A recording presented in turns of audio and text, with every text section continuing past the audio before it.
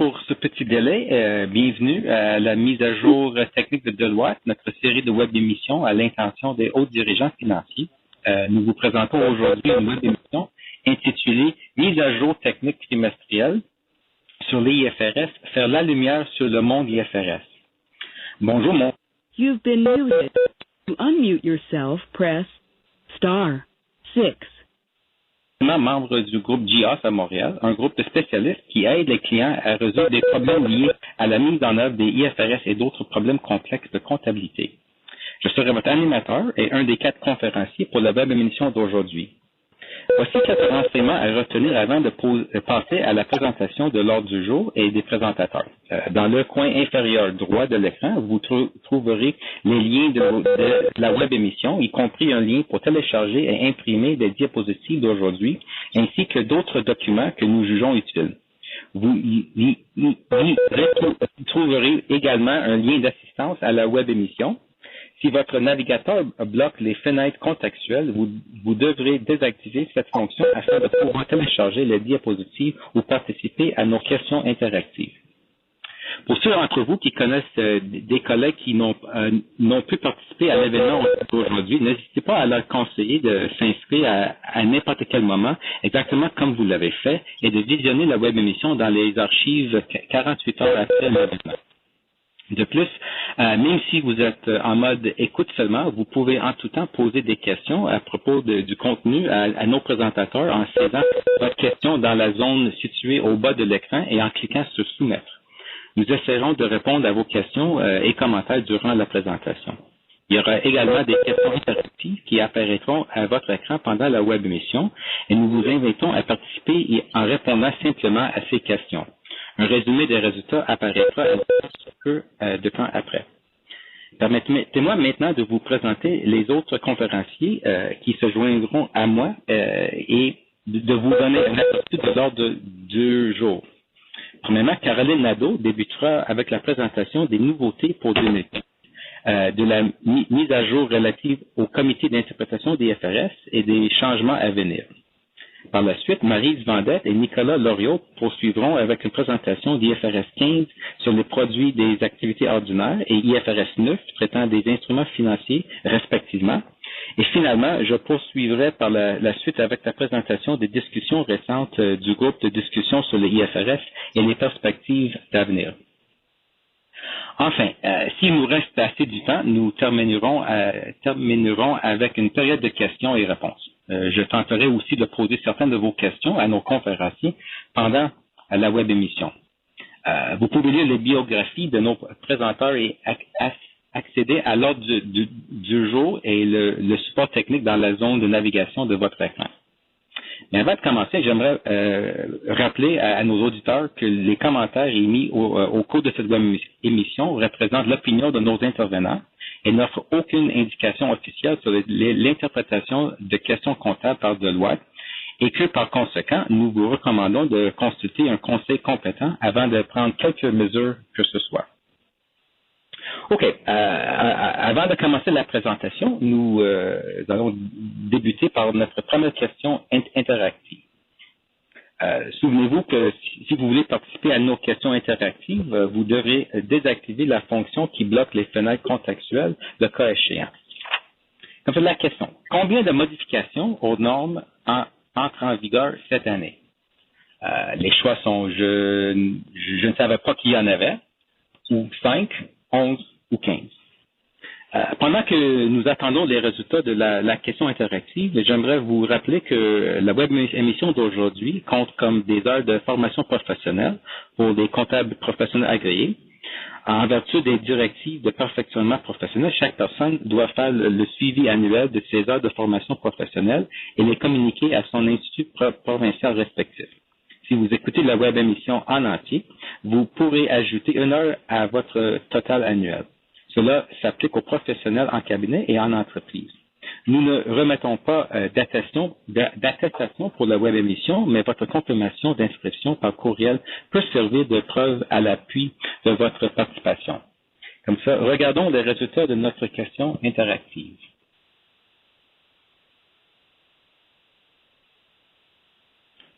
Les réponses sont un petit peu diverses, mais presque la majorité croit que la bonne réponse est 5.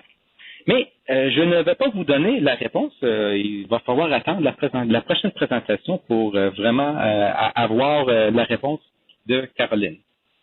Et sur ça, j'aimerais maintenant accueillir notre première conférencière, Caroline Nadeau. Caroline est directrice principale dans le groupe d'assurance qualité du Bureau de Montréal.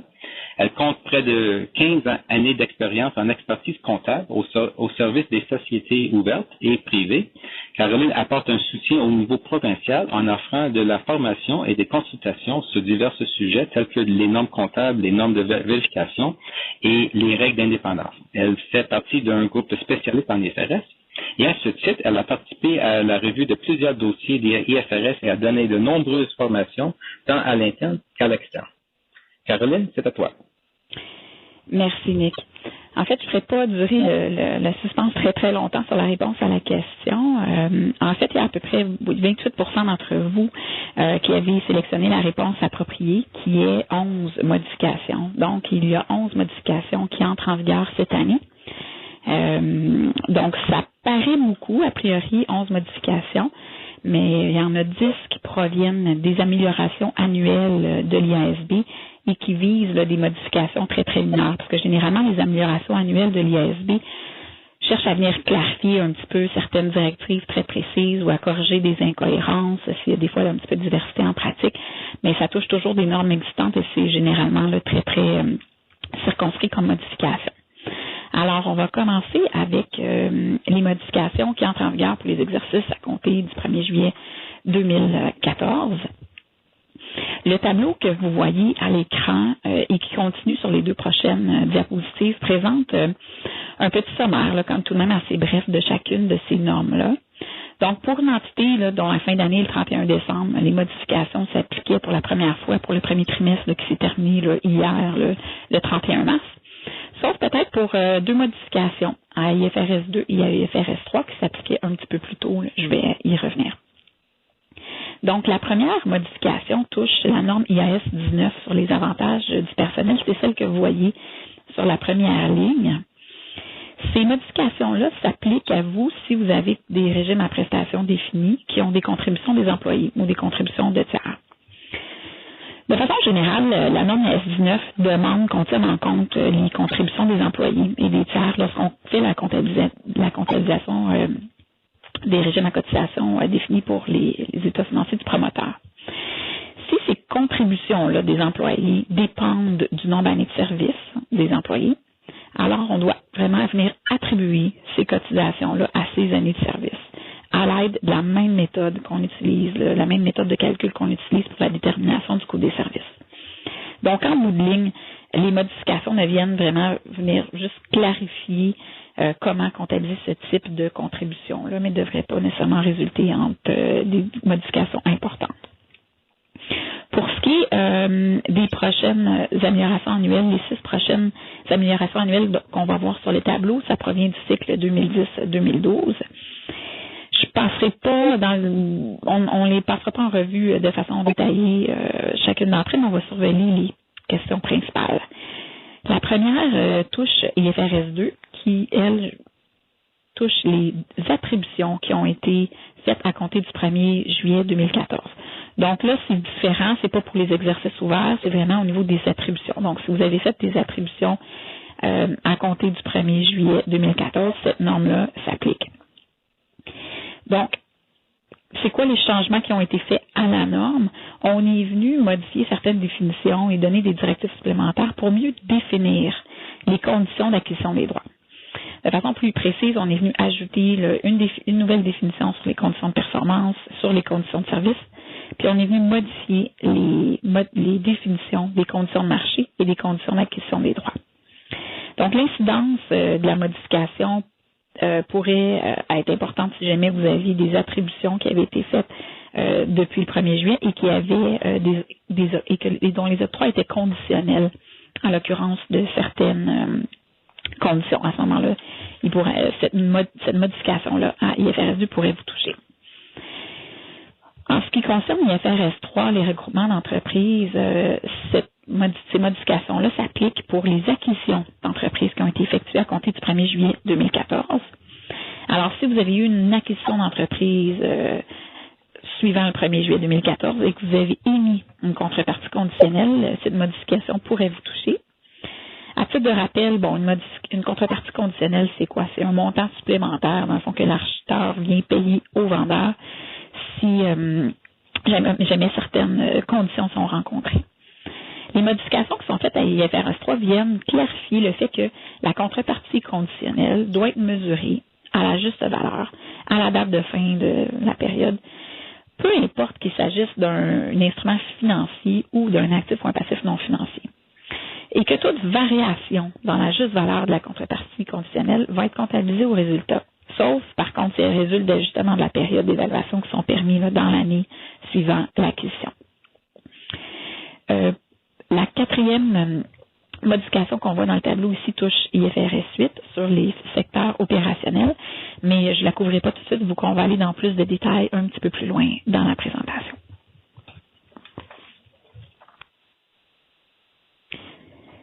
Donc, on poursuit notre tableau avec des modifications qui sont apportées à la norme IFRS 13. On vient vraiment juste dans cette norme-là faire une modification qui est très, très mineure, puis même que la modification n'est pas dans la norme elle-même, mais dans les bases de conclusion. On vient clarifier le fait là, que si vous avez des créances à recevoir à court terme ou des dettes à payer à court terme, et que ces créances-là ne portent pas intérêt, vous pouvez comptabiliser ces créances-là sur une base non actualisée. Par contre, là, bien qu'ils sont venus clarifier ceci dans les bases de conclusion, on ne pense pas que ça devrait avoir une incidence très, très importante puisque c'est généralement ce que faisaient déjà la plupart des entités. La prochaine modification touche les sociétés qui utilisent la méthode de la réévaluation. Donc, on n'entrera pas vraiment dans le détail, mais c'est une norme une précision qui vient toucher le cumul de l'amortissement quand on utilise la méthode de la réévaluation. La prochaine modification est une modification qui est faite à IAS 24, qui est dans le fond une norme, non pas sur la mesure des opérations entre les parties liées, mais sur l'information à fournir sur ces parties liées-là. Et encore une fois, la modification est très, très précise. On vient préciser le fait que si l'entreprise reçoit des services de gestion, est-ce qu'il y a, par exemple, un principal dirigeant dont les services sont fournis via une compagnie, une société de gestion, dans le fond, on vient dire que cette société-là est une partie liée et qu'on doit devenir fournir certaines informations. Donc, dans la rémunération des principaux dirigeants, on va venir exclure la rémunération qui provient d'entités qui sont qui offrent ces services de gestion-là, mais on va venir fournir l'information là, par ailleurs, là, quand même à ce niveau-là, mais de façon séparée.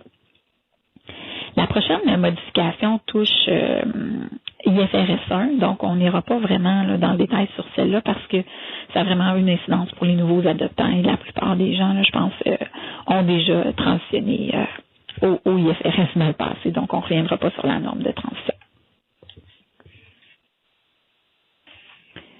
Donc, la prochaine modification qu'on a touche la norme IFRS 3 sur les regroupements d'entreprises. Encore une fois, là, je n'irai pas très près dans le détail parce que c'est une modification qui touche seulement les états financiers individuels des partenariats. Donc, si jamais vous préparez des états financiers individuels de partenariat, sachez qu'il y a une modification qui est faite dans le champ d'application de la norme IFRS 3. La prochaine modification touche IFRS 13 sur l'évaluation de la juste valeur. Dans le fond, comme je le mentionnais là, en introduction, ces modifications touchent vraiment des choses qui sont très, très circonscrites. Et là, encore une fois, là, c'est quelque chose de très, très précis qui vient toucher à l'exemption relative au portefeuille. Rapidement, l'exemption relative au portefeuille vient dire que si vous êtes une entité qui gère un groupe d'actifs financiers et de passifs financiers sur la base de l'exposition nette au risque de crédit ou au risque de marché, l'entité peut se prévaloir de l'exception pour venir faire une évaluation de la juste valeur sur la base de sa position nette par rapport au prix qui serait reçu ou payé sur cette position nette-là. Donc, et ça toujours vraiment dans les perspectives d'intervenants du marché. Et la modification à la norme IFRS 13 vient vraiment là, indiquer que les contrats d'achat ou de vente d'éléments non financiers qui peuvent faire l'objet d'un règlement net en trésorerie ou en instrument financier entrent dans le champ de cette exemption-là. Donc, sachez que si vous utilisez cette exemption-là, il y a une petite précision qui est venue, qui a été faite dans le champ d'application. La prochaine modification touche IAS 40 sur les immeubles de placement et on va en reparler un petit peu plus loin. Donc, sur IAS 40, la norme de placement, vous allez voir, on va en revenir plus loin, mais de façon générale, si on essaie de résumer, les améliorations annuelles qu'on vient de voir ne sont pas nécessairement des modifications importantes. Et ces modifications-là vont vous toucher seulement si vous avez des types de transactions qui sont bien précises. Donc, de façon générale, il se pourrait que ces modifications-là n'aient pas nécessairement d'incidence sur la préparation de vos états financiers.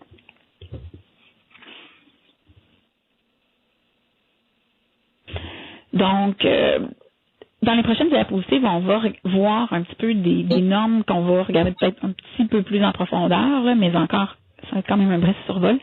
Mais sur deux normes qui pourraient avoir un petit peu plus d'incidence. La première touche les modifications qui sont faites à IFRS 8. Il y a deux modifications et IFRS 8 est toujours un sujet chaud quand on parle des autorités réglementaires. Il y a encore beaucoup d'entités qui reçoivent des lettres de commentaires ou des questions relatives à la détermination de leur secteur opérationnel. Donc, on vous invite à vraiment bien comprendre les nouvelles exigences d'informations à fournir qui sont amenées avec ces modifications dans IFRS 8. Mais avant d'aller vraiment dans les modifications en tant que telles, on a préparé ici sur la diapo un espèce de sommaire, un petit diagramme pour venir illustrer les définitions clés. Donc, ici, on a une entité qui a 3 secteurs à présenter, mais qui a vraiment 4 secteurs opérationnels. Donc, si on regarde au niveau de subdivision le plus bas, on a 4 secteurs opérationnels. Donc, il y a 4 secteurs opérationnels qui rencontrent la définition d'une composante. Donc, qui se livrent à des activités ordinaires dont les résultats d'exploitation sont régulièrement examinés par le principal décideur opérationnel et pour laquelle des informations financières distinctes sont disponibles. Par contre, on voit avec le cercle rouge que l'entité regroupe 2 de ces secteurs opérationnels pour n'en faire qu'un seul secteur à présenter. Et on voit là, du côté gauche les caractéristiques qui doivent être rencontrées pour pouvoir regrouper des secteurs, à savoir que la nature des produits et des services sont similaires, la nature des procédés de fabrication, le type ou la catégorie de clients, les méthodes utilisées pour la distribution, etc., l'environnement réglementaire s'il y a lieu, que les mesures de performance sont similaires et que les risques financiers d'exploitation liés à la concurrence sont similaires. Donc, lorsqu'on rencontre tous ces critères-là, on peut regrouper les secteurs. Puis, je pense que c'est bien important de définir ceci dans vos organisations, puis de bien vraiment comprendre les nuances entre mes secteurs opérationnels et mes secteurs à présenter, parce que bien qu'IFRS 8 va demander des informations à fournir sur mes secteurs à présenter, j'ai quand même IAS 38 qui requiert que mes tests de dépréciation soient faits au niveau de mes secteurs opérationnels et pas nécessairement au niveau de mes secteurs à présenter. Donc, si on passe aux modifications, la première touche, si on regarde la partie bleue là, du tableau, on avait des informations à fournir sur les regroupements. Donc, on regroupait 2 secteurs opérationnels comme dans le cas précédent. On en regroupe 2. On devait fournir les facteurs qui ont été utilisés pour identifier les secteurs à présenter et les types de produits et services dont proviennent les produits de chaque secteur à présenter. Par contre, après la modification faite à IFRS 8 dans le cadre des améliorations annuelles, on doit encore fournir les modifications qui étaient, les informations fournies qui étaient requises avant. Mais maintenant, on doit aussi venir décrire les jugements qui ont été portés pour appliquer les critères de regroupement du paragraphe 12 d'IFRS 8. Donc, quelles sont les descriptions de ces secteurs-là opérationnels qui sont regroupés et l'évaluation des caractéristiques économiques similaires. On va devenir expliquer notre jugement sur le fait qu'on rencontre les caractéristiques et que c'est leurs caractéristiques sont similaires. Donc, par exemple, si vous n'avez pas de secteurs opérationnels qui ont été regroupés, vous n'aurez pas de modifications à faire dans vos informations à fournir. La prochaine modification touche le rapprochement qui devait être fait entre le total des secteurs à présenter et le total des actifs de l'entité.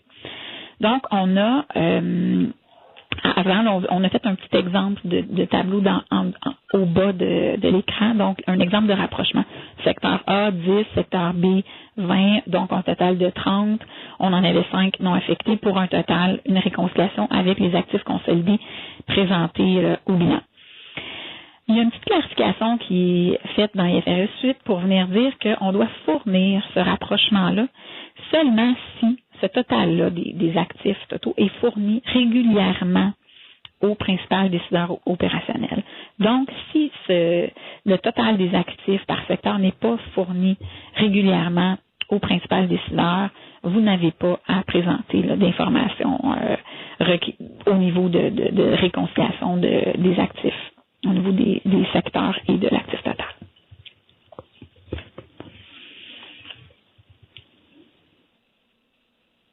On a la prochaine modification à IAS 40 sur les immeubles de placement. C'est vraiment une clarification qui veut éliminer une diversité de traitements pratiques. Il y avait des problématiques liées à la norme IAS 40 et son interaction avec la norme IFRS 3 sur les acquisitions d'entreprises. Donc, on avait vraiment deux points de vue, si vous voulez.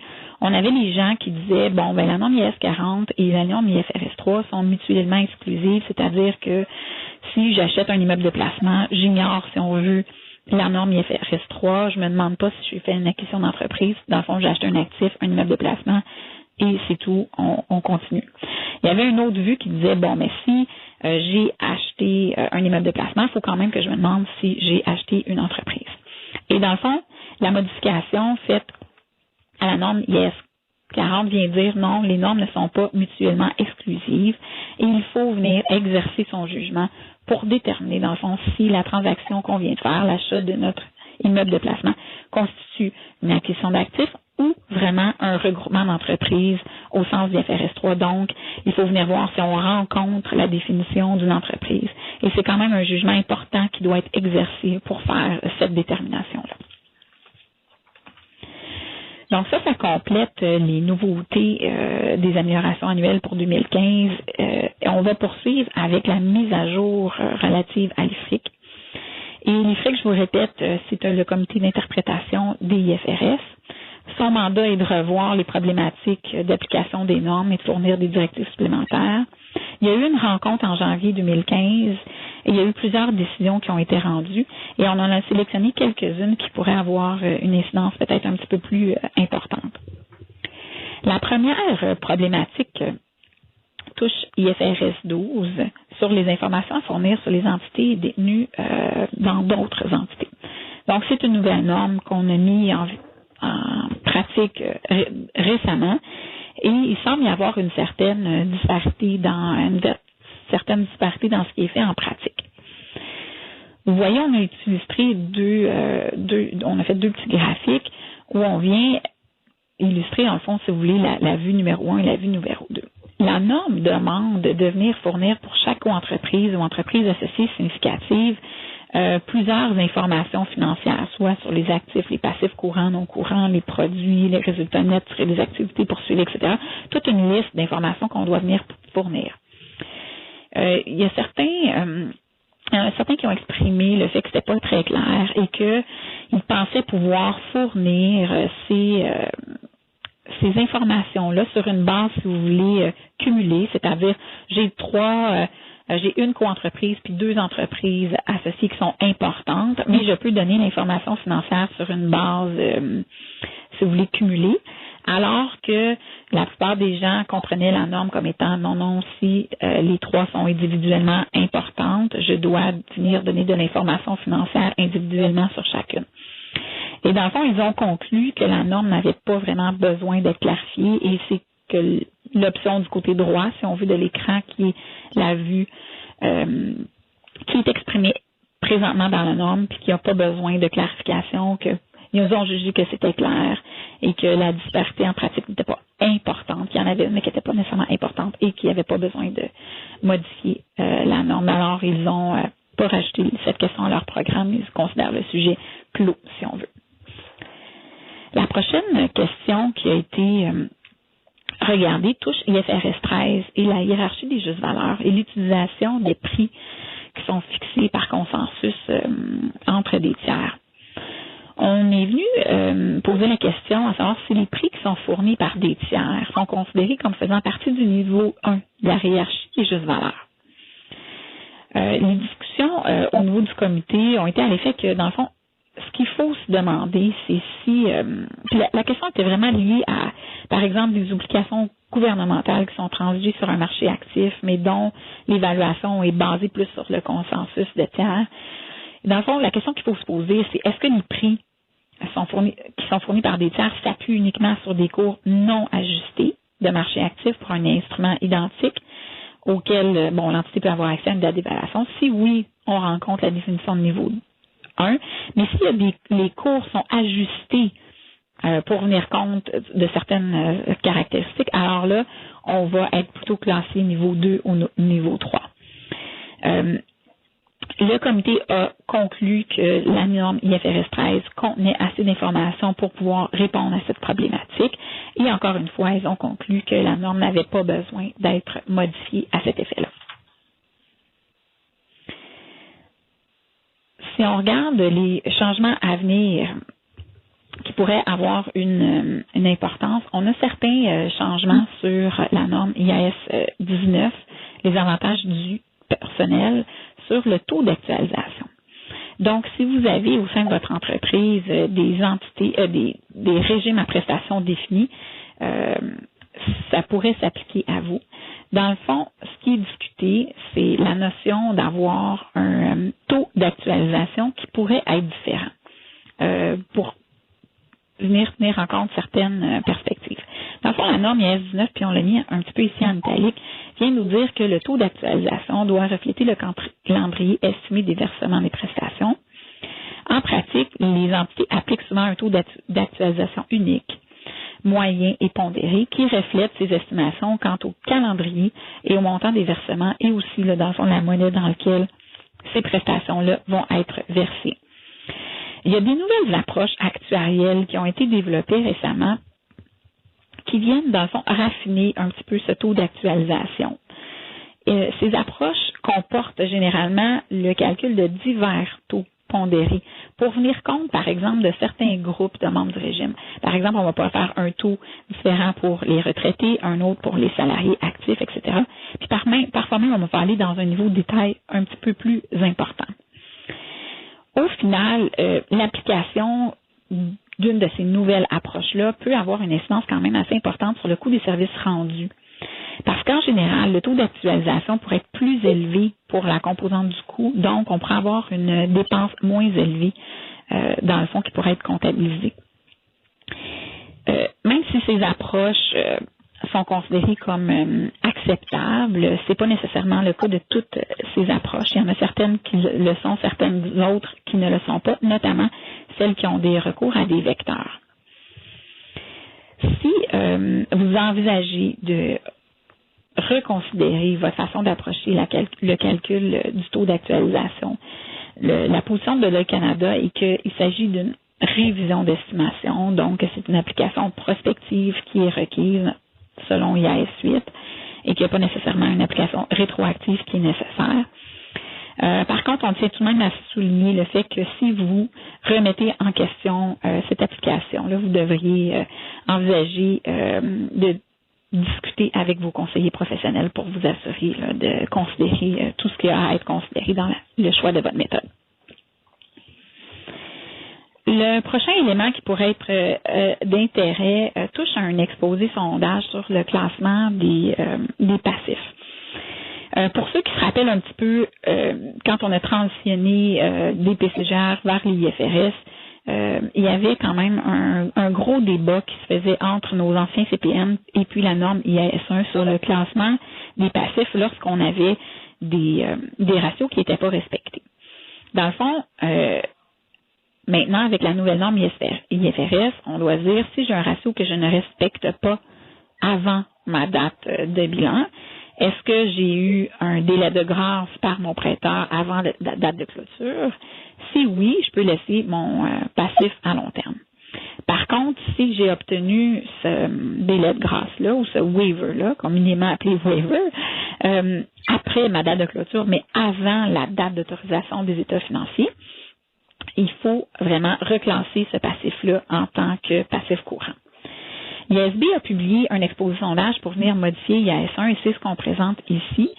Et je n'irai pas vraiment là, dans le détail sur les mots qui viennent changer là, dans cet exposé sondage-là, mais je pense qu'il est important de comprendre à ce stade-ci, c'est que les vues présentement le feedback qui est fait sur cet exposé sondage-là sont à l'effet que ça ne répond vraiment pas à la problématique qu'on avait. C'est vraiment pas plus clair qu'avant et qu'ils ont l'impression que cet exposé sondage-là passe à côté du problème.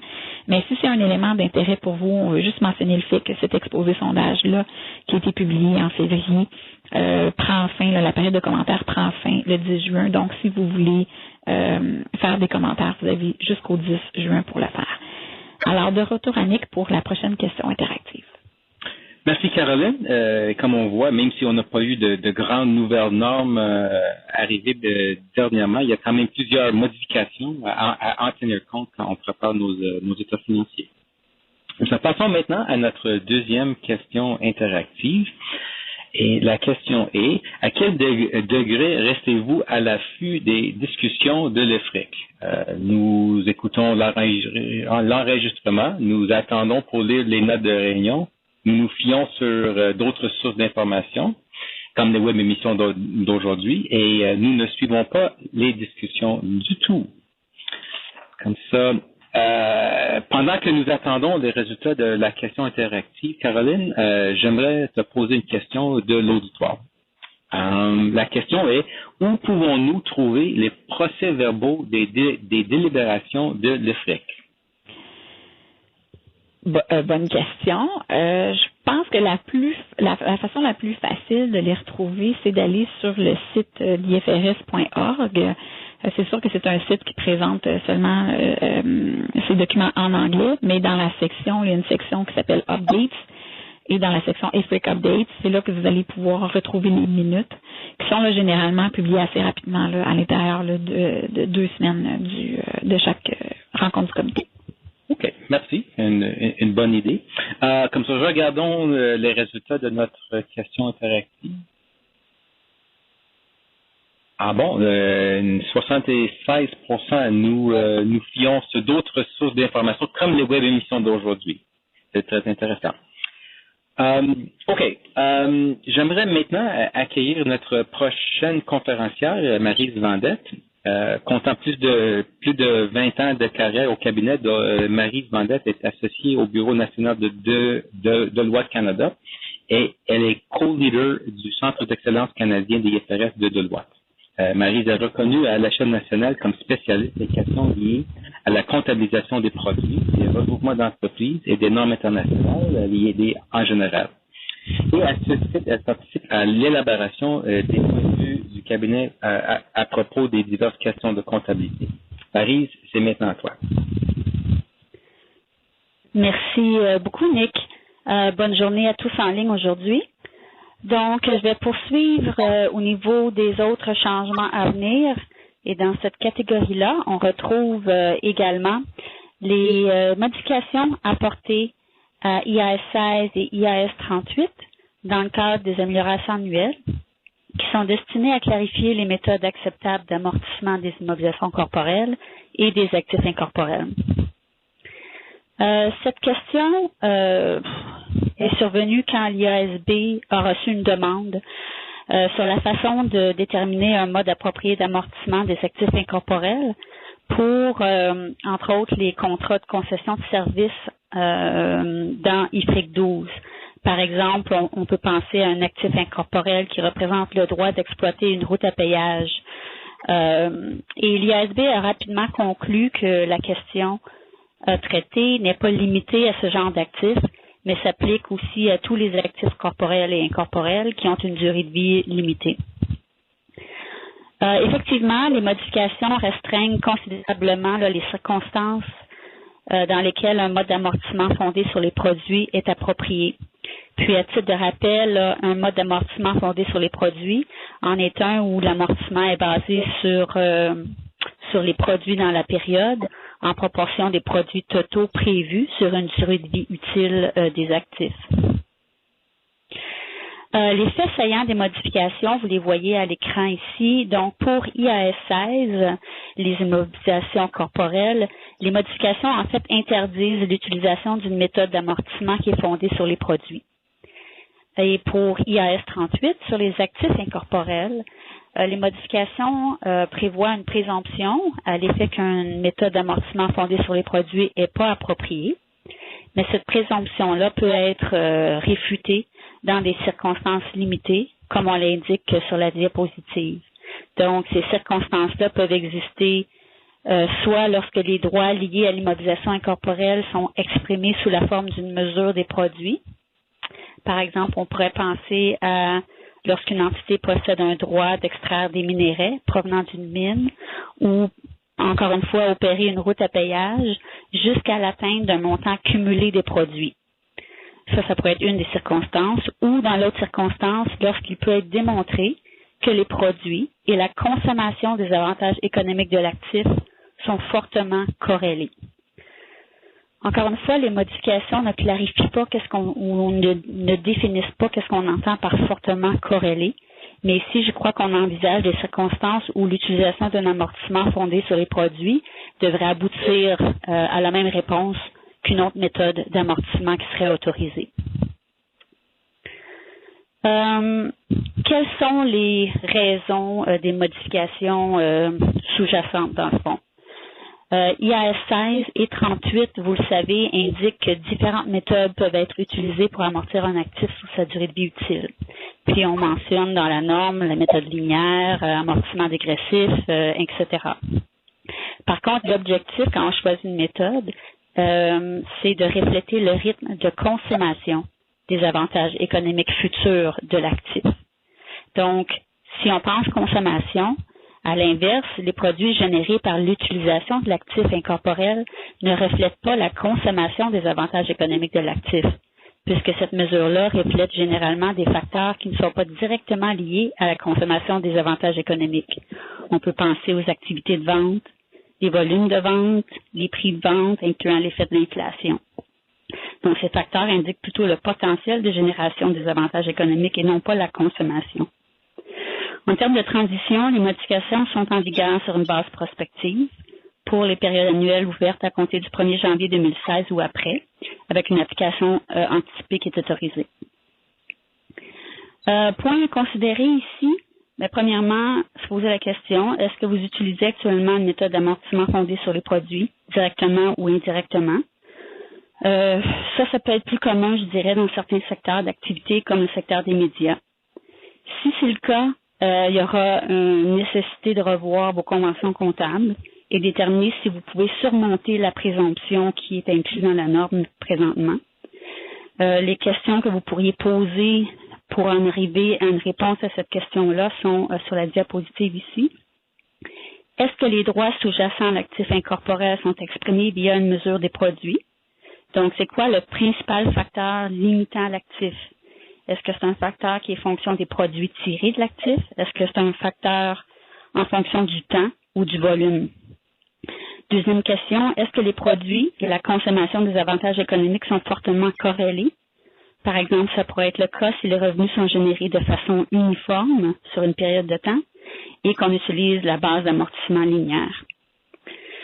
Deux autres questions qui peuvent également influer sur les méthodes d'amortissement qui sont résultats des modifications, qui pourraient peut-être avoir une incidence sur votre mode d'amortissement. La première, est-ce qu'il est prévu que le prix de vente d'un item produit en utilisant un actif incorporel va diminuer au fil du temps? Et si c'est le cas, c'est quoi l'incidence de ceci? On peut penser par exemple à un droit de télédiffuser une émission.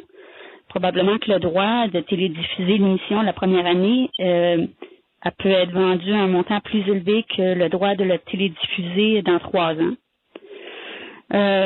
Deuxième question, est-ce que l'actif incorporel est utilisé dans plusieurs activités pour générer des multiples sources de produits?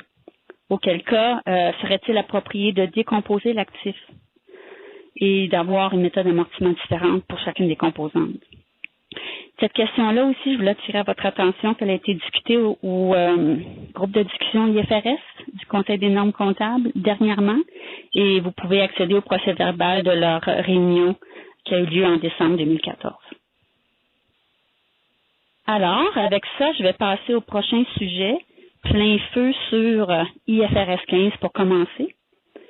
Alors, produit des activités ordinaires tirées de contrats avec des clients. Comme vous le savez sans doute, en mai 2014, l'IASB et le FASB, le Financial Accounting Standards Board, le Conseil américain, ont publié conjointement la nouvelle norme produit des activités ordinaires tirées des contrats avec les clients.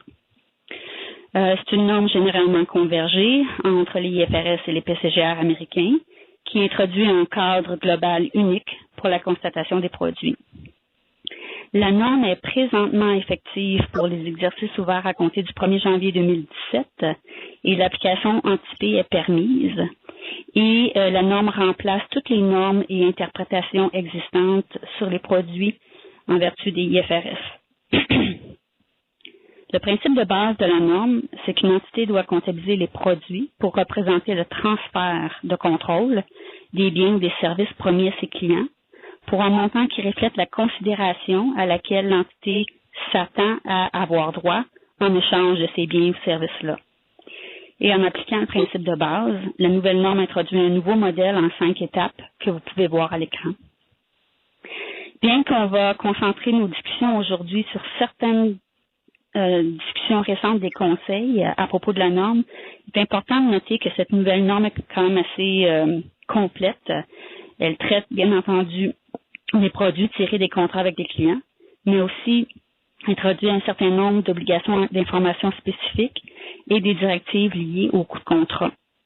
Donc, si vous souhaitez obtenir une vue d'ensemble plus complète de la norme, on vous encourage à consulter notre web émission de juin 2014 qui a été dédiée à cette nouvelle norme-là et que nous avons aussi inclus en référence dans les ressources à la fin de cette section. Donc, de nombreuses entités ont commencé à mettre en mouvement leur plan de mise en œuvre et ont aussi, de fait, rencontré des problèmes d'application et des défis dans l'interprétation de la norme. Afin d'aider à répondre à ces préoccupations, l'IASB et le FASB ont conjointement créé ce qu'on appelle le TRG, ou le Transition Resource Group for Revenue Recognition. Donc, en fait, c'est un groupe conjoint sur les ressources transitoires liées à la comptabilisation des produits. Le TRG sollicite, analyse et discute des questions des intervenants qui découlent de l'application. Puis, bien que les questions ou les discussions ne font pas autorité, le TRG aide à identifier les questions où la norme peut peut-être ne pas être claire et où un examen plus approfondi est nécessaire de la part des conseils. À ce jour, le TRG s'est réuni 4 fois. La dernière réunion a eu lieu cette semaine. Et sur la base de ces réunions-là, un certain nombre de sujets ont été portés à l'attention des conseils pour examen à leurs réunions qui ont eu lieu en février et mars 2015. Donc, à ce jour, le TRG a abordé plus ou moins, je dirais, une trentaine de sujets.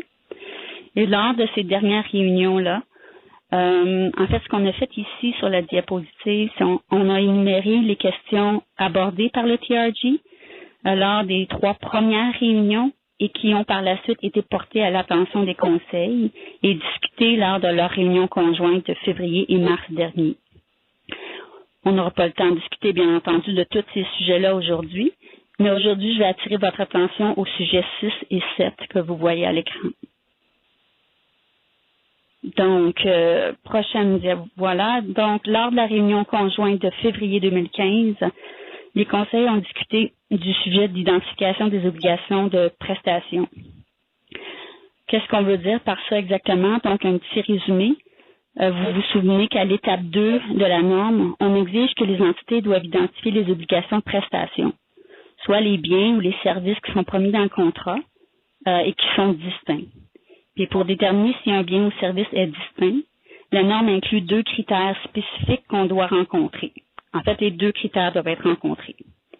Le premier, c'est que le bien ou le service peut exister de façon distincte. C'est-à-dire que le client peut tirer parti du bien ou du service de façon isolée ou en combinant avec d'autres ressources qui sont aisément disponibles au client. Donc, souvent, si une entité vend régulièrement le bien ou le service séparément, c'est un bon indicateur que le bien ou le service peut exister de façon distincte. Le deuxième critère introduit un nouveau concept qui nécessite que le bien ou le service soit distinct dans le cadre du contrat. C'est-à-dire que le bien ou le service est identifiable séparément des autres biens ou services dans le contrat. L'IFRS 15 introduit des facteurs à considérer qui indiquent quand ça c'est le cas, quand les biens ou services sont identifiables séparément. Le premier, est-ce que l'entité réalise un important travail d'intégration des biens ou des services ensemble? Ça pourrait être souvent le cas, par exemple, lorsqu'on a un contrat de construction. Le deuxième critère, le bien ou le service ne vient pas considérablement modifier ou adapter un autre bien ou service. Et le troisième critère, le bien ou le service ne dépend pas fortement des autres biens ou services et n'y est pas étroitement lié. C'est vraiment sur l'application de ce deuxième critère-là que des questions ont été soulevées avec le TRG et subséquemment discutées par les conseils. Plus précisément, il y a diversité dans les vues sur qu'est-ce qu'on veut dire par dépendre fortement ou d'être étroitement lié à d'autres biens ou services. Puis le personnel a préparé un document qui analyse la question. Un exemple a été présenté dans ce document-là qu'on a illustré ici à l'écran. Dans ce cas-là, l'exemple, c'est que l'équipement, je crois que, oui, on a la situation où une entité livre de l'équipement qui nécessite une installation dans les locaux d'un client. Puis cette installation-là est un processus simple qui ne nécessite pas de modification de fond au produit. Puis la question qui est posée, c'est est-ce que l'équipement et les services d'installation sont séparément identifiables dans le contexte du contrat? Certaines entités croient que parce que l'équipement ne fonctionnerait pas sans être installé, ou les services d'installation dépendent du transfert de l'équipement, la promesse de transférer l'équipement puis le service d'installation sont une obligation de prestation, tandis que d'autres croient qu'il s'agit de 2 obligations de prestation. En fait, en analysant cette question-là, les personnels ou les permanents des conseils ont noté que l'intention des conseils n'était pas que chaque bien ou service qui dépend d'autres biens ou services ou qui sont étroitement liés doivent être combinés. La relation entre les biens et services qu'ils visaient à saisir en préparant ce critère-là est la relation de transformation entre les 2 éléments dans le processus d'exécution du contrat, plutôt que juste une relation fonctionnelle entre les 2 éléments. Donc, si on revient à l'exemple qu'on a illustré ici, le personnel pense que l'équipement est identifiable séparément de la promesse d'installation. Bien qu'il existe une relation fonctionnelle entre l'équipement et l'installation, parce que l'équipement ne fonctionne pas sans être installé, l'entité pourrait quand même tenir aussi sa promesse de livrer l'équipement sans avoir à l'installer. Également, l'entité pourrait aussi accomplir le service d'installation même si le client avait acquis l'équipement d'une autre entité. On pense que pour ces raisons-là, les 2 sont séparables. Compte tenu des préoccupations qui ont été soulevées là, par les intervenants, l'IASB a conclu que quelques exemples supplémentaires pourraient être utiles pour illustrer l'application de ce critère-là dans la norme. C'est également important de noter que le FASB, en plus de le FASB, le Financial Accounting Standards Board américain, en plus de fournir des exemples supplémentaires, prévoit modifier la directive équivalente dans sa norme américaine pour articuler plus clairement ce qu'ils entendent par identifiable séparément dans le contexte du contrat.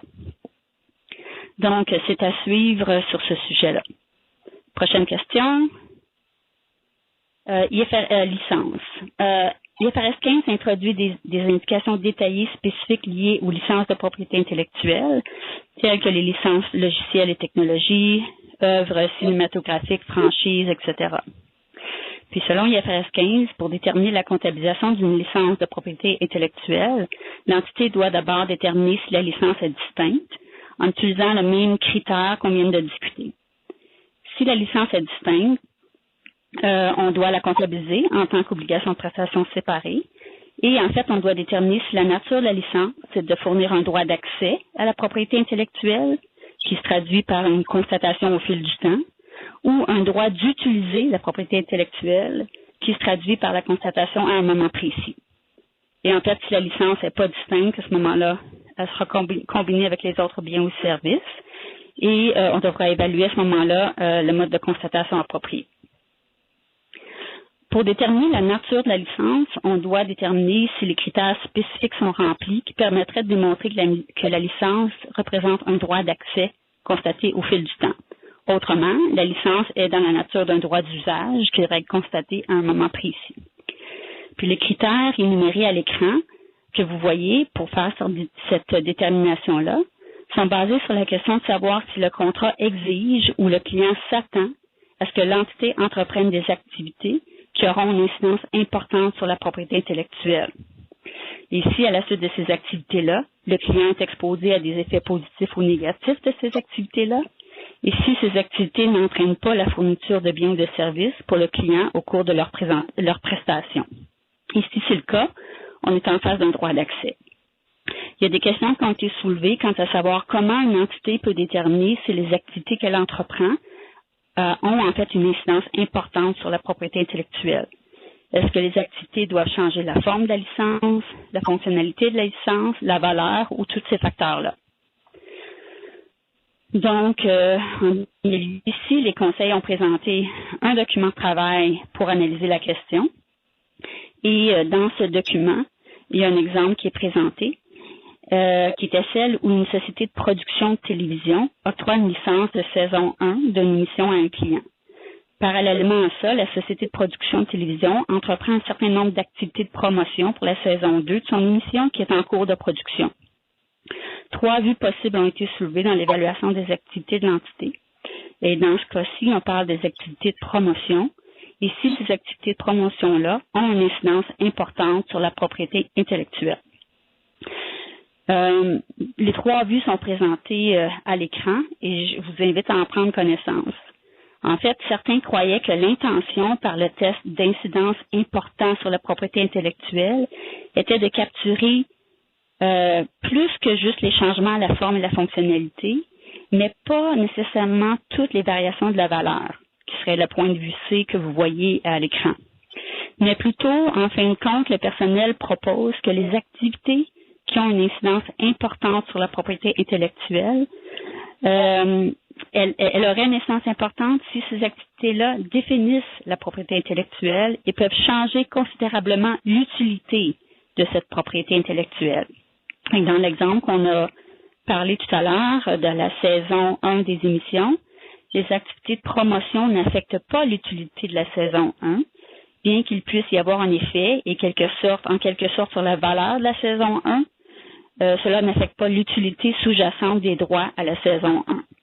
Donc, en résumé, pour répondre à toutes ces questions-là qui ont été soulevées, et évidemment aujourd'hui je simplifie la question, là, les conseils ont convenu de modifier IFRS 15 et d'incorporer un paragraphe explicatif qui indiquerait que 1. Les activités ont une incidence importante sur la propriété intellectuelle lorsque ces activités affectent l'utilité de la propriété intellectuelle et que l'utilité est affectée lorsque les activités affectent la forme, c'est-à-dire la conception de la propriété intellectuelle et sa fonctionnalité, donc la capacité à exercer une fonction ou une tâche, et que l'utilité de la propriété intellectuelle est essentiellement dérivée de ces activités-là. Et on donne, par exemple, une marque de commerce serait normalement affectée, ou son utilité serait normalement affectée par les activités récurrentes de l'entité.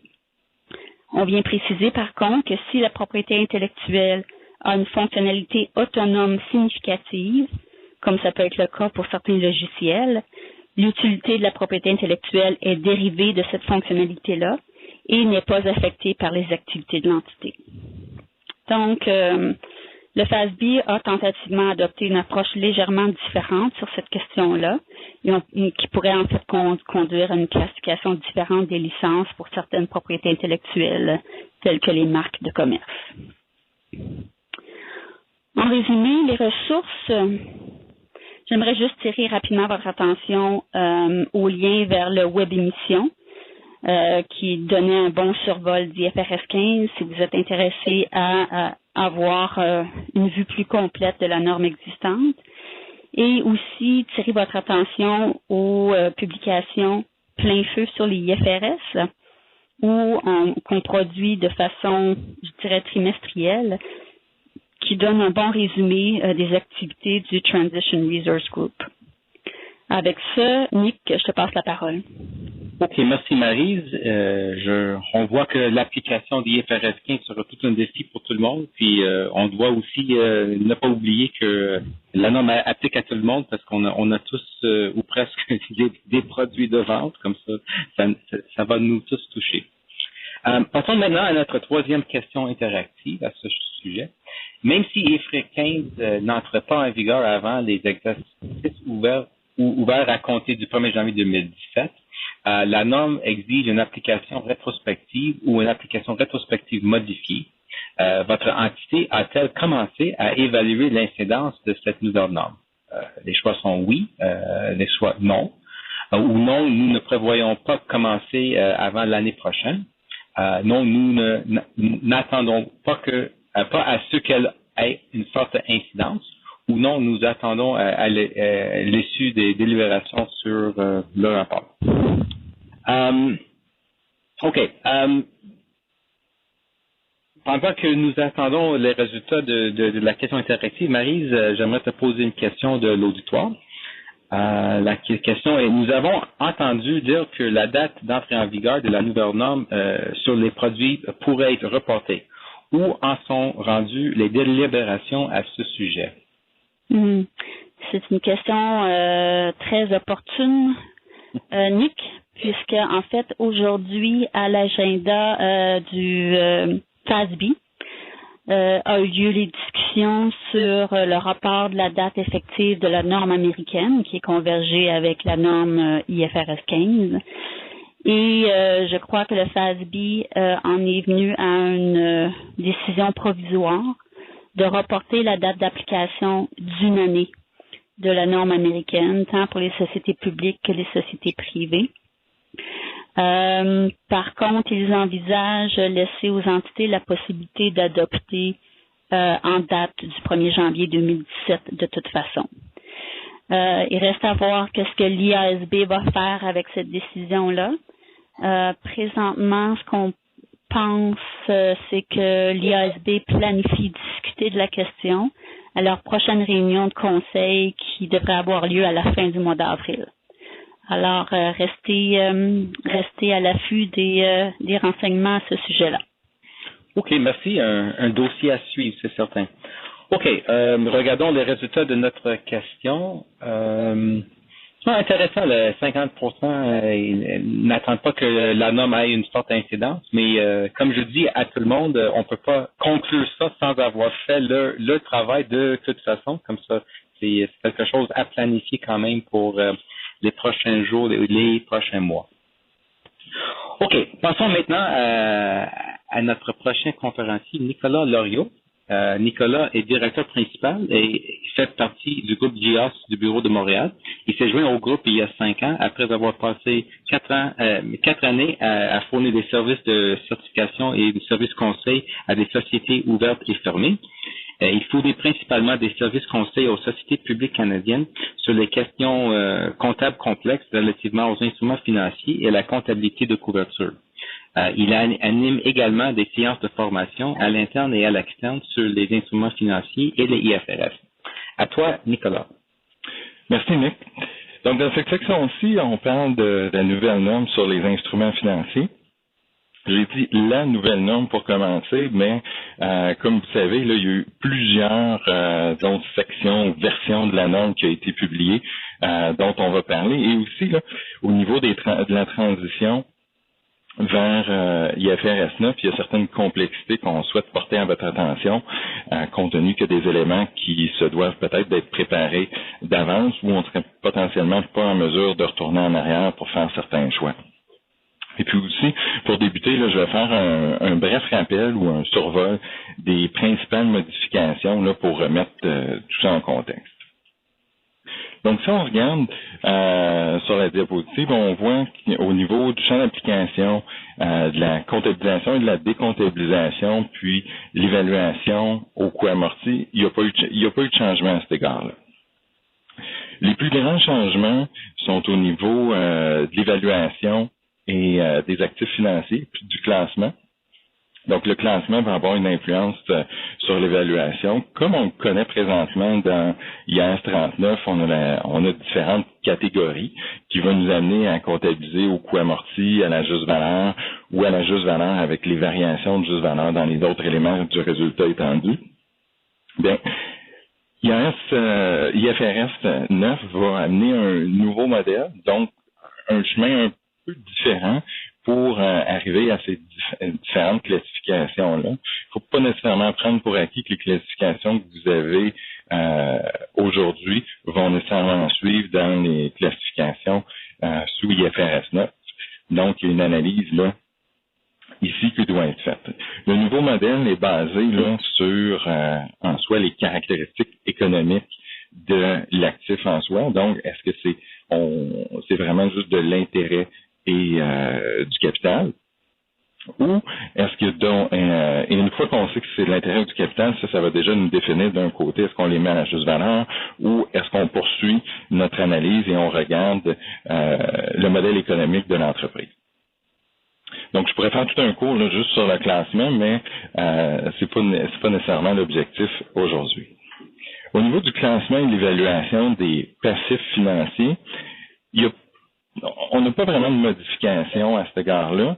Toutefois, il y a une nouvelle exigence pour les passifs financiers qui sont des dettes de l'entité, pour lesquelles on a fait le choix de les mettre à la juste valeur, si on respecte certains critères, bien sûr. Et lorsqu'on les met à la juste valeur, ces dettes-là qui ont été désignées à la juste valeur, il y a de nouveaux requis au niveau des variations qui sont dues au risque de crédit propre de l'entité. Dans ces cas-là, ils se retrouveraient à aller dans les autres éléments du résultat étendu. Au niveau des dérivés incorporés, qui est peut-être la bête noire de plusieurs d'entre vous, au niveau des passifs financiers et des contrats autres qui sont, par exemple, comme un contrat de location, il n'y a pas de modification à cet égard-là. Toutefois, au niveau du classement pour les actifs financiers, le concept de dérivé incorporé n'est plus là. Puis lorsqu'on a un dérivé incorporé, on n'aura plus besoin de le séparer en deux composantes qui vont être évaluées de façon distincte. On va évaluer l'instrument dans son ensemble à la juste valeur. Au niveau de la dépréciation, on passe vers un modèle qui est différent. Présentement, le modèle qui, selon IAS 39, là, c'est le modèle qu'on appelle vers les pertes encourues, où on va passer vers un modèle qui est vers les pertes attendues. Ce nouveau modèle-là pourrait faire en sorte qu'on reconnaisse des pertes plus rapidement, et ça, là, même à l'émission ou à l'achat d'un instrument financier qui serait au coût amorti ou au coût amorti et dont les variations vont dans les autres éléments du résultat étendu. Au niveau de la comptabilité de couverture, pour certains, ça va être un bon avantage. Je dirais qu'il y a trois éléments majeurs là, qui ont changé. Donc, si on en fait un survol, il va y avoir des nouveaux éléments qu'on va pouvoir désigner. On peut penser, par exemple, là, à plus de facilité au niveau des éléments qui sont des éléments non financiers. Au niveau des options, il y a une mécanique qui est un peu différente, qui peut être aussi une belle opportunité. Et au niveau de toute la mécanique pour faire les tests d'efficacité, il y a eu certains assouplissements qui ont été faits. Si on regarde maintenant l'adoption, sur la prochaine diapositive, ici, vous voyez, ça semble vraiment complexe, mais ici, on fait un peu le sommaire là, de chacune des versions de la norme, des différentes façons où on peut l'adopter. Donc, il y a 3 versions qui ont été émises antérieurement. La version officielle ou la version qui va être applicable là, de façon obligatoire à partir du 1er janvier 2018, là, c'est la version qui a été publiée en juillet dernier. Avant ça, il y a 3 autres versions qui ont été émises, qui est toujours possible d'appliquer par anticipation si la date de première application est avant le 1er janvier 2015. Donc, pour les 3 premières flèches qu'on voit, il est encore possible là, de faire une adoption anticipée et de continuer à appliquer ces normes-là de façon continue jusqu'au 1er janvier 2018. Et à partir du 1er janvier 2018, on se doit là, d'appliquer la norme dans son ensemble. On a la version complète qui peut être aussi adoptée par anticipation. Et après ça, on a différentes options ou différentes portions de la norme qui peuvent être adoptées. On pourrait adopter, par exemple, présentement, juste la portion qui traite du risque de crédit de l'entité propre, comme j'ai parlé dans la diapositive précédente, là, au niveau des éléments qui sont désignés à la juste, des dettes qui sont désignées à la juste valeur. Et on a aussi la possibilité de venir appliquer la version intégrale de IFRS 9, mais excluant la comptabilité de couverture et donc de continuer l'application de la comptabilité de couverture sous la norme IAS 39. Et ça va se poursuivre, cette possibilité-là, jusqu'au moment où l'IASB va finaliser son projet sur la macro-couverture. Donc, différentes possibilités, peut-être différentes opportunités. On peut voir, par exemple, que certains pourraient souhaiter mettre en place la comptabilité de couverture, mais pas tout de suite adopter la norme avec qui traite de la dépréciation. Ça pourrait être encore possible de le faire. Toutefois, comme j'ai dit plus tôt, jusqu'au 1er janvier 2018. Donc, si on regarde la prochaine diapositive, ici, je mets de l'avant un concept qui est quand même très important. Là, on voit dans le bas, c'est la date de première application. La date de première application, ça va être très important parce que ça va venir influencer différents choix qu'on va devoir faire lors de la transition. On dit que la norme est applicable de façon rétrospective. Toutefois, il n'est pas nécessaire d'ajuster ou de retraiter les chiffres comparatifs. Par contre, il est toutefois possible de le faire et on peut aussi retraiter les chiffres comparatifs. Et si on ne le fait pas, il faut juste garder à l'esprit qu'on va avoir soit 2 bilans ou 2 résultats qui ne seront pas nécessairement sur une base qui va être comparative. Donc, il pourrait être intéressant là, de faire une application avec le retraitement des soldes comparatifs. Et par contre, il faut faire attention parce que avec la date de première application, c'est une application rétrospective, comme j'ai dit précédemment, mais seulement avec les actifs qui n'ont été déreconnus avant la date de première application. Donc, différentes petites subtilités, mais qui créent un peu de complexité lorsqu'on met vraiment en pratique là, la transition. Donc, si on regarde la prochaine diapositive, donc si on revient avec le concept, gardant en tête la date de première application, je l'amène au milieu de la diapositive où on parle de l'évaluation du critère de URPI. Le critère URPI, là, c'est uniquement remboursement principal et versement d'intérêt sur le principal restant. C'est quelque chose qui est très important, une évaluation qui est très importante à faire là, pour définir le classement. C'est ce qui va être le premier chemin dans la nouvelle façon de classifier. Donc, cette évaluation-là, on doit la faire l'évaluation à la date de la comptabilisation initiale. Donc, il va falloir qu'on revienne en arrière, tout dépendant de la date d'acquisition ou de comptabilisation initiale de vos actifs. Pour certains, ça pourrait être très loin. Pour d'autres, ça pourrait être plus fréquent. Donc, on voit déjà que ça pourrait être complexe de revenir en arrière. Donc, il faut penser peut-être à regarder ça tout de suite. Et aussi, dans certaines situations, ça pourrait être totalement impraticable. Auquel cas, si c'est impraticable, ben là, on ferait l'évaluation directement à la date de première application. Si on remonte par la suite, si on regarde l'évaluation du modèle économique. Celui-là, une fois qu'on a évalué les caractéristiques de l'actif avec le critère du URPI, on évalue le modèle économique. Par contre, le modèle économique, on ne revient pas à la date de comptabilisation initiale, on doit l'évaluer à la date de première application. Donc, on l'évalue à la date de première application et à partir de ce moment-là, on en fait une application rétrospective. Donc, ce qui sous-entend que dans la période comparative, s'il y a eu des changements dans le modèle économique, ces changements-là ne seraient pas capturés dans le comparatif. Donc, c'est une application rétrospective en partie. Et par la suite, si on descend là, au bas de la diapositive, on parle de la désignation de l'option de juste valeur. Bon, pour être en mesure de désigner certains éléments à la juste valeur, il y a des critères qui doivent être rencontrés. Et le principal, c'est qu'on doit avoir ce qu'on appelle une non-concordance comptable. D'autres pourraient, en anglais, on va appeler ça un P&L mismatch. Donc, cette évaluation doit être faite à la date de première application. Et par la suite, l'application est effectuée rétrospectivement. Si on poursuit avec la transition au niveau de la dépréciation. Au niveau de la dépréciation, pour certains, ça pourrait être beaucoup plus complexe que d'autres, surtout pour les entités qui ont beaucoup de prêts. Donc, un des éléments très importants dans la détermination de la dépréciation, c'est la variation ou l'augmentation dans le risque de crédit depuis la comptabilisation initiale. Donc, ce type d'information-là, c'est peut-être pas de l'information dont on était habitué à suivre parce que c'était pas quelque chose qui était nécessairement requis dans la norme précédente.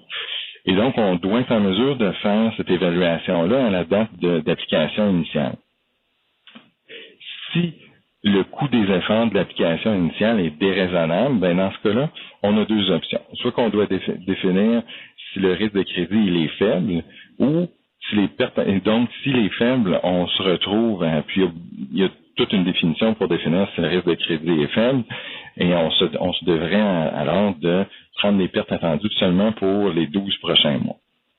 Et au cas où on n'est pas en mesure de définir que le risque de crédit soit faible, on prendrait les pertes attendues sur la durée de vie de l'actif. Et si on a l'information nécessaire pour effectuer la détermination de la modification dans le risque de crédit, ben dans ce cas-là, on sera en mesure d'appliquer le modèle depuis le début, ce qui pourrait être peut-être moins pénalisant dans certains cas.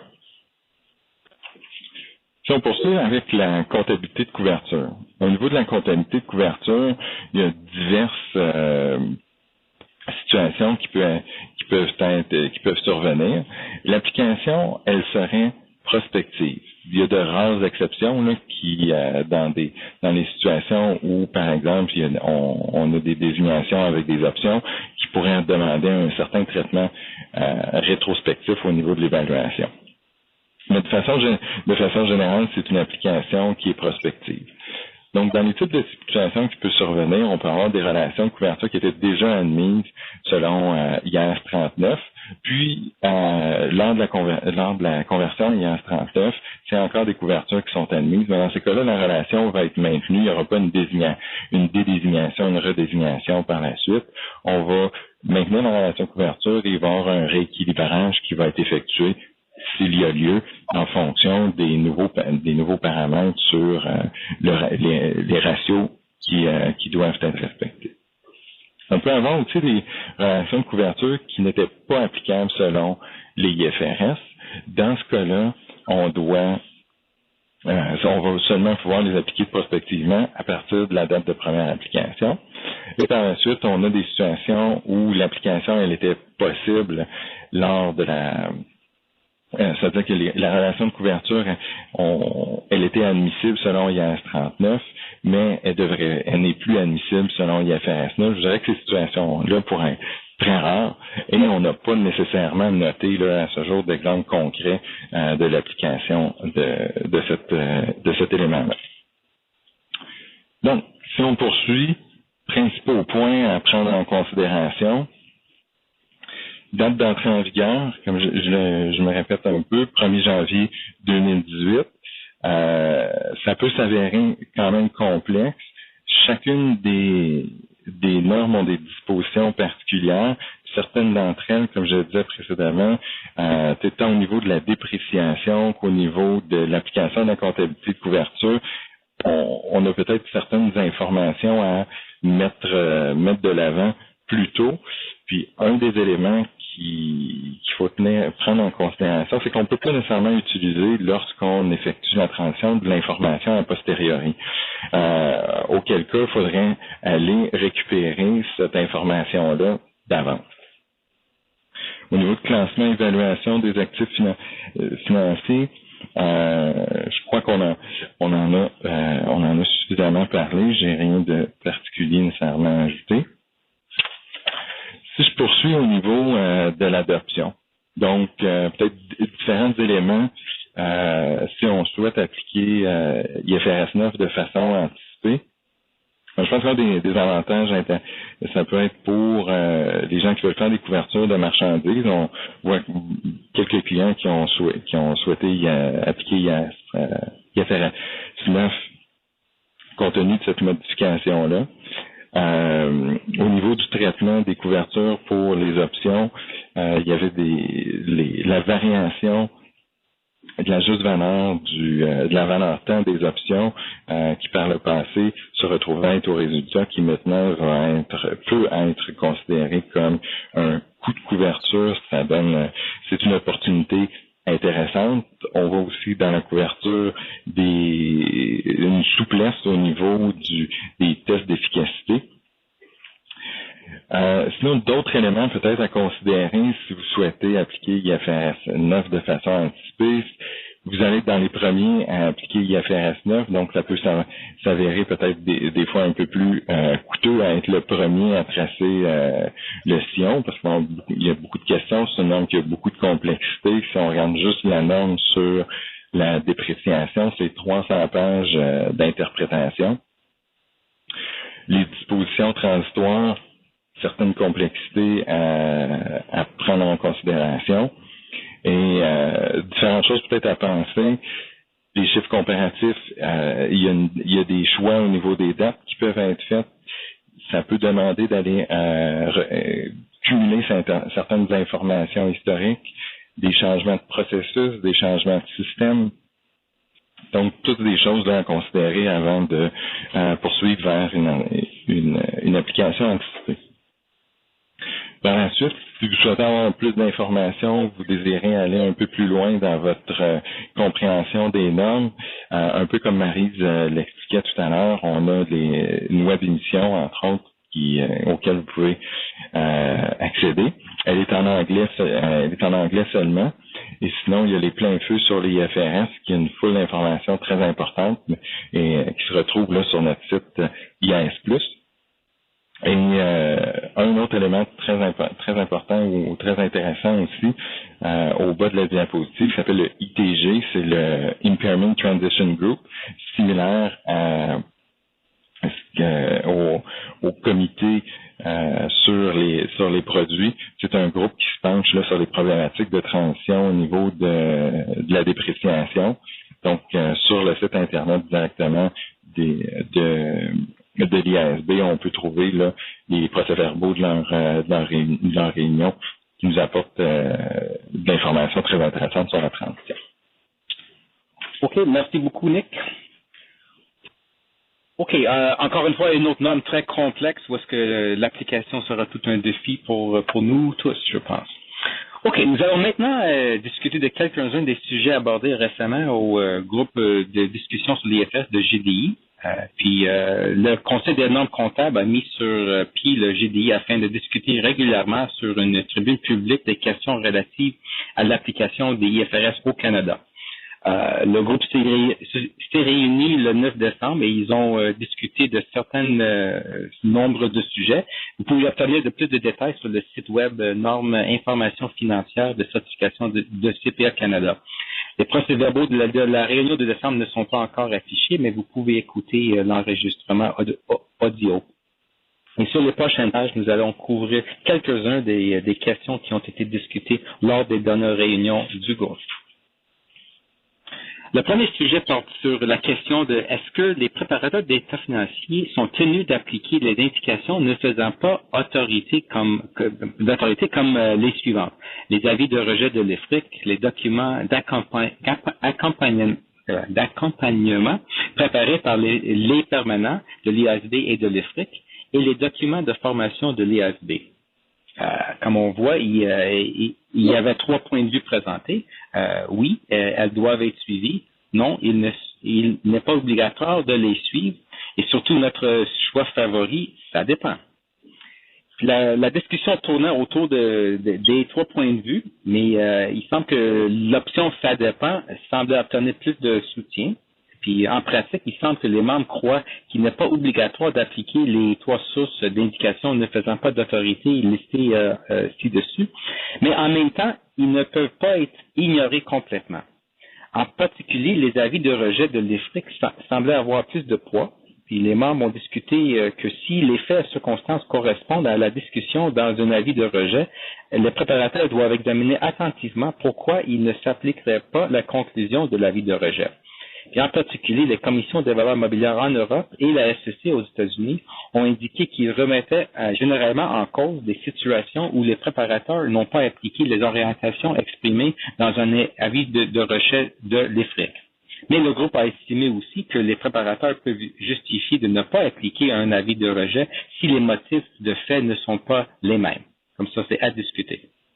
En ce qui concerne les documents préparés par les permanents et les documents de formation, le sens était que ce sont des documents utiles, mais ils n'étaient moins utiles pour établir les méthodes comptables.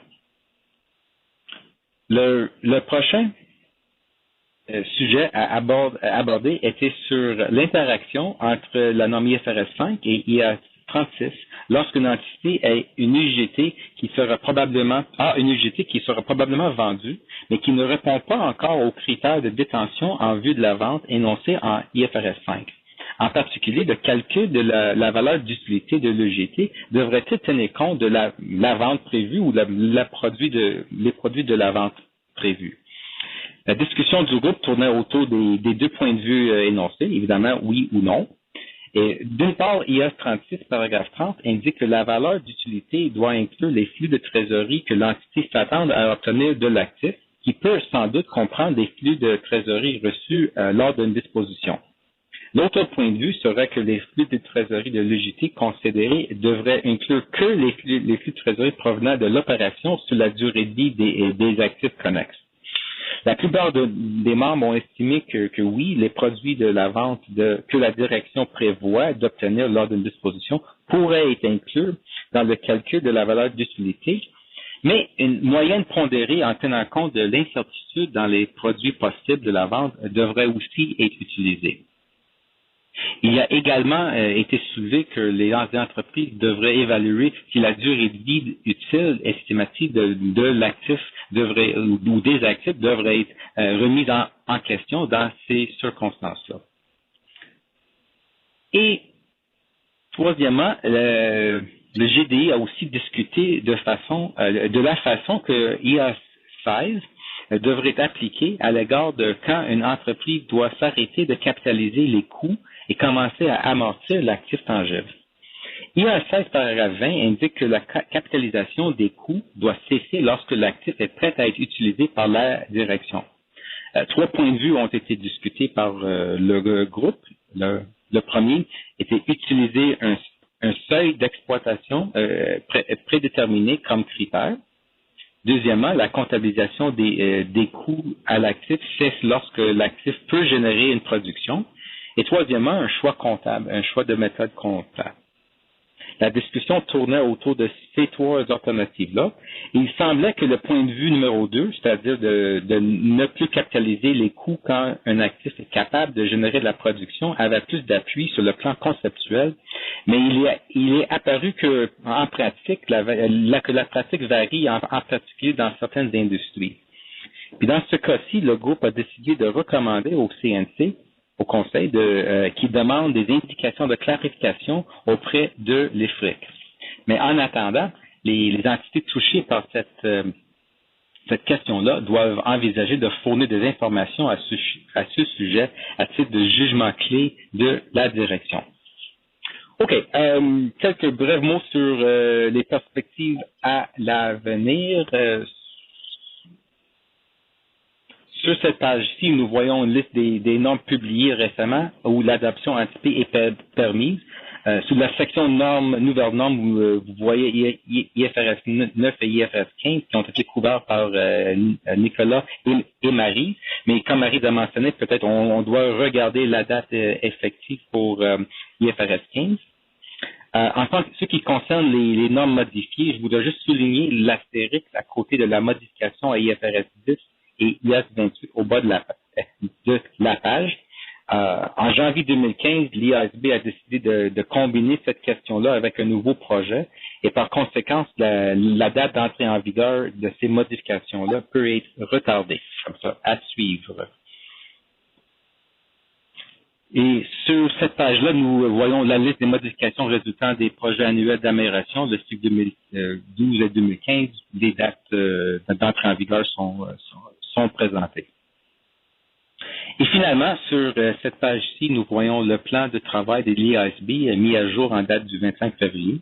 Le seul point que je voulais souligner aujourd'hui est le deuxième point sur le projet sur les contrats de location, parce que l'adoption de cette norme-là pourrait avoir un impact significatif sur de nombreuses entreprises.